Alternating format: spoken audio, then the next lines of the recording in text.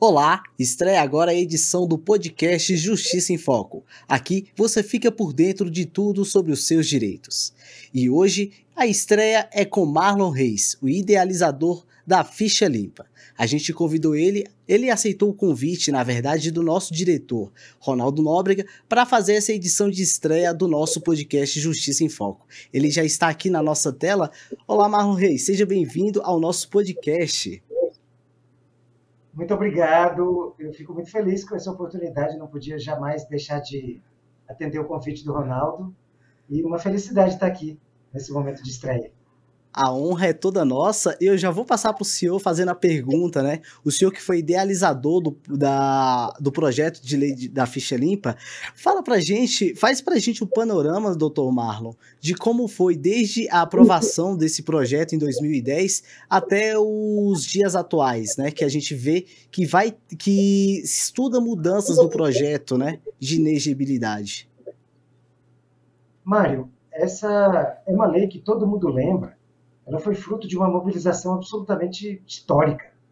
Ela tem uma particularidade de ter sido o primeiro grande case de impacto das redes sociais na política brasileira. Não foi eleição de quem quer que seja. A primeira vez que as redes sociais influem no debate público político é com a lei da ficha limpa. Porque em 2009 começava a crescer entre nós o Facebook, começava também o Twitter, e ali, naquele momento de efervescência em que tem um boom, é também o momento em que nós estamos coletando assinaturas. Em 2010, isso seria essencial para a aprovação da lei. Por isso é que houve uma adesão tão massiva e tão maciça da sociedade brasileira a esse projeto de lei. Depois da aprovação por unanimidade nas duas casas, sanção presidencial, publicação no dia 4 de junho de 2010, essa lei se submete a um grande volume de questionamentos. O primeiro foi sobre a inconstitucionalidade. Alguns tribunais, poucos, mas existentes, acabaram declarando a inconstitucionalidade da lei da ficha limpa, o que levou o Conselho Federal da OAB, a nosso pedido, a propor uma ação declaratória de constitucionalidade para resolver logo a questão. E foi o que aconteceu. Em 2012, a lei passou a ser aplicada, uma vez que o Supremo Tribunal Federal declarou que a lei da ficha limpa era integralmente constitucional. Nem por isso terminaram os ataques. Aí vieram projetos de lei, vieram também algumas ações do Supremo. A mais célebre foi uma julgada em 2022, que foi proposta pelo PDT, Partido Democrático Trabalhista, que buscava justamente a redução dos prazos de inelegibilidade, dizendo que eram inconstitucionais, porque seriam muito longos. O Supremo rechaçou e nós conseguimos nos livrar de outros projetos até chegarmos até aqui com a lei incólume. Ela chegou aqui intacta, preservada pela opinião da sociedade. A gente pode dizer que essa lei é uma referência por ser uma das mais sólidas que idealizadas na nossa Constituição na atualidade, né, o doutor Marlon? Verdade, ela tem uma matriz constitucional muito forte, uma vez que é a própria Constituição, no parágrafo 9 do artigo 14, que determina que padrões de inelegibilidade sejam definidos em lei para estabelecer proteções à moralidade e aos mandatos. Então, não é à toa. Esse movimento foi um movimento para fazer cumprir a Constituição, uma vez que não existia uma lei com essa finalidade. A Constituição mandava que o legislador estabelecesse padrões de inelegibilidade baseados na vida pregressa dos candidatos. Isso não existia até a lei da ficha limpa. Não existiam esses padrões. Então, ela vem para suprir uma lacuna que era a omissão do Congresso Nacional em relação a uma lei complementar, uma lei exigida pela Constituição. Uhum. Aí eu pergunto para o senhor, por que uma lei tão sólida e tão importante para a sociedade, ela desde é, a sua aprovação, a sua promulgação, ela é alvo de setores da classe política. Por quê? Qual a sua avaliação? O senhor que participou de todo o processo de idealização até a aprovação dessa regra. Isso é uma grande contradição do parlamento. Uma vez que os membros do Congresso Nacional, Câmara dos Deputados, Senado, são eleitos para cargos de representação, os deputados representando o povo e os senadores representando os estados, mas todos eleitos com voto popular. E deveriam salvaguardar instituições que já estão introjetadas de maneira indissociável da nossa institucionalidade, como a lei da ficha limpa. Não pode haver retrocesso. Uma vez que haja conquista, não pode haver retrocesso. E os parlamentares são eleitos para proporcionar novas conquistas para a sociedade. Mas eles incidem, uma parte deles, felizmente eu creio que uma minoria incide nessa terrível contradição, entre os seus interesses particulares, muitas vezes afetados diretamente pela lei da ficha limpa, e os interesses daqueles que os elegeram. Essa é a grande contradição que precisa ser revelada e combatida, porque o papel dos parlamentares é defender instituições de integridade como a lei da ficha limpa e não combatê-las em virtude dos seus interesses cartoriais e pessoais. Interessante essa sua colocação, doutor Marlon, porque assim, a gente vê que uma lei tão significativa para a sociedade, né? Porque o senhor vai poder explicar melhor que eu, com o seu conhecimento jurídico, que essa foi o senhor citou as redes sociais, tinha o Orkut, o Twitter e o Facebook, mas além disso, foi uma grande mobilização até na imprensa, né? No ato das discussões da lei da ficha limpa, né? E por que desde então essa regra se tornou tão popular? Ela bate com a vontade das pessoas. É muito intuitivo que um líder político não seja aquele condenado por estupro, por ter desviado verba pública, por ter praticado um homicídio, por ter praticado tortura, sequestro, narcotráfico e vários abusos de poder e vários outros temas tratados na lei. É muito intuitivo que seja assim. Por isso a adesão foi maciça. Nós fazíamos filas quilométricas, literalmente quilométricas. Eu mesmo participei do processo de coleta de assinaturas em praticamente todos os estados da federação e nós chegávamos a reunir quilômetros de pessoas assinando. Em alguns eventos gigantescos, eram filas e filas. Todo mundo, sabendo do que tratava, apoiava. Quando nós conseguimos o número de assinaturas necessárias, nós apresentamos. Mas se nós quiséssemos, teríamos coletado 20, 30, 40, 50 vezes mais. Era só montar uma banca de coleta de assinaturas e nós conseguíamos. Porque é muito intuitivo isso para qualquer nação, para qualquer país democrático. Não podem ser esses os nossos líderes.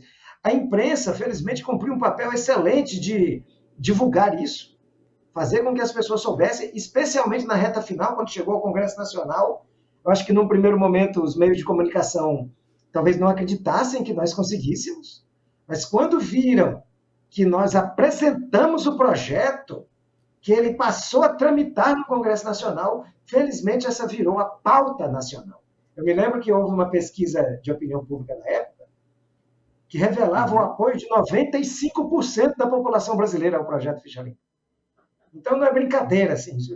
Eu não me lembro de uma pauta ter sido tão acolhida, abraçada pela população. Foi um verdadeiro ganho para a população brasileira, não é mesmo, doutor Marlon? Verdade. Ganho imenso. E outra coisa, não é passível de retrocesso. Não está aberto a debate. É aplicar a lei da ficha limpa e é daí para frente, não é para trás. Só que a gente vê um problema, doutor Marlon, desculpe te interromper, até para o senhor aproveitar para explicar de uma maneira mais aprofundada, inclusive, a gente vê que a lei da ficha limpa ela acabou se tornando uma briga de lados políticos, né? Em 2018 a gente viu um debate de um lado, de um lado ideológico. Agora em 2023 a gente vê outro lado ideológico. Infelizmente os políticos utilizam da lei da ficha limpa de modo ideológico ultimamente, né? De um modo de uma pobreza intelectual, porque é muito rasa a discussão. Agora, recentemente, um político aí disse que a lei foi feita para perseguir pessoas da direita. Ora, como se em 2018 ela barrou o próprio candidato do PT, o ex-presidente Lula, ou então ex-presidente Lula, atual presidente novamente. Então, ela barrou já, agora deixou inelegível outro, de outra esfera ideológica. Isso já é a prova de que ela não é, como de fato não é, ligada à linha partidária alguma. Qualquer pessoa, de qualquer partido, que incidir nas regras de inelegibilidade ficará inelegível e ponto. Não tem isso, não tem isso. E os fatos provam por si mesmos. Um site de checagem de fatos fez uma verificação e concluiu, inclusive, que o número era maior de pessoas da esquerda afetados pela lei da ficha limpa. Então, para debater isso, é preciso ter dado na mão e falar de forma séria. Senão, vira blá, blá, blá, ideológico, e não cabe, porque a lei da ficha limpa ultrapassa tudo isso. É superior a tudo isso. Interessante o senhor comentar aí que a lei atinge tanto esquerda, tanto direita no dizer atual. Agora tem um debate que se tornou muito forte ultimamente, com a questão do tempo de inegibilidade, né? Que o projeto original coloca a 8 anos o período de inegibilidade. E tem discussões, isso agora ressurgiu, mas antigamente também se debatia reduzir o tempo de inegibilidade de 8 para 2 anos. Qual a visão que o senhor tem a respeito dessa redução do tempo de inegibilidade? O senhor acredita que se caso de ser aprovado, que a gente não imagina que isso seja aprovado, né? Porque pode ser devido ser um projeto popular. Mas se houver essa redução do tempo de inegibilidade, pode afetar pode se tornar a lei da ficha limpa mais frágil? Na verdade, é uma maneira de revogar a lei da ficha limpa de forma envergonhada. Porque o mandato dura 4 anos, o mandato de senador dura 8. E aí, se a inelegibilidade for de 2 anos, não tem inelegibilidade.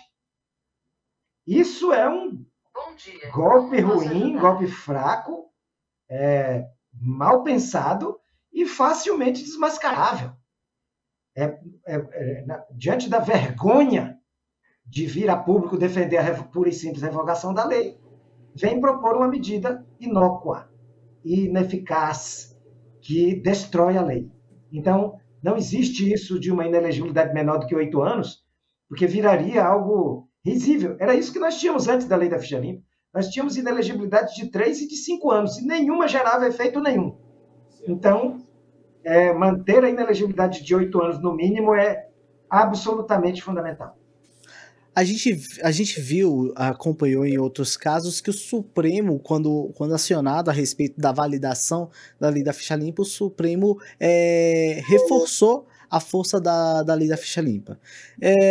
Em caso desse projeto agora sendo aprovado pelo Congresso Nacional, por acaso o Supremo tem alguma forma ou mecanismos da Justiça pelo Supremo Tribunal tornar a lei inconstitucional? Eu não tenho a menor dúvida, por diversas razões. A primeira é o casuísmo. Uma lei não pode ser feita para salvar a situação jurídica de uma pessoa. Ou ela trata de um tema abstrato de interesse geral, de interesse público, ou ela se torna inconstitucional pelo desvio da atividade legislativa marcado pelo casuísmo. Já houve pronunciamentos do Supremo sobre isso. Inclusive, recentemente, o ministro Gilmar Mendes chegou até a falar sobre esse caso, levantando essa hipótese, e eu concordo plenamente que lei casuísta é, por natureza, inconstitucional. Além disso, o prazo de 2 anos é irrazoável pela razão que eu já mencionei. Então, ele ofende o princípio constitucional da razoabilidade, porque um prazo de inelegibilidade de 2 anos não é prazo nenhum, não deixa a pessoa inelegível sequer para a eleição seguinte. Além disso, nós temos a vedação de retrocesso, que é outro princípio constitucional já reconhecido pelo Supremo e que, no caso, precisa ser levantado e alegado para impedir que conquistas sociais tão relevantes como a lei da ficha limpa não sejam submetidas a retrocesso. Então, não faltam argumentos para levar esse tema ao Supremo, caso o Congresso praticasse esse disparate, que é coisa da qual eu não acredito. Respeito muito o Congresso Nacional, tenho muito respeito pela democracia e pelo Congresso Nacional, e sei que eles não farão isso. Podemos dizer que a lei da ficha limpa serviu como vamos dizer, um aprendizado para a classe política brasileira? Com certeza, eu não tenho a menor dúvida. Ela serviu para mostrar como ainda existem distâncias entre a representação política e a vontade popular. Se não houvesse a intermediação de lideranças sociais para coletar essas assinaturas e trazer essa demanda para o Congresso, esse tema jamais teria sido veiculado. Nós não teríamos uma lei como essa. Então, isso serve para mostrar como o Congresso precisa se aprimorar em termos de ouvir efetivamente a coletividade. Foi uma grande lição, não só para o Congresso Nacional, como para toda a democracia brasileira. E eu me orgulho de dizer, para o mundo, uma vez que a repercussão da lei da ficha limpa entre nós aqui foi global. E eu mesmo tive a oportunidade de falar sobre o tema para muitos países. E virou uma marca, é um branding brasileiro. A ficha limpa é uma marca internacional do Brasil, e da qual nós não podemos abrir mão. Então, Dr. Marlon Reis, eu agradeço muito a sua atenção em ter nos atendido nesse podcast de estreia do Justiça em Foco. Eu estou sempre às ordens. Muito obrigado, Mário Beniste. Muito obrigado mais uma vez ao amigo Ronaldo Nogueira pelo convite.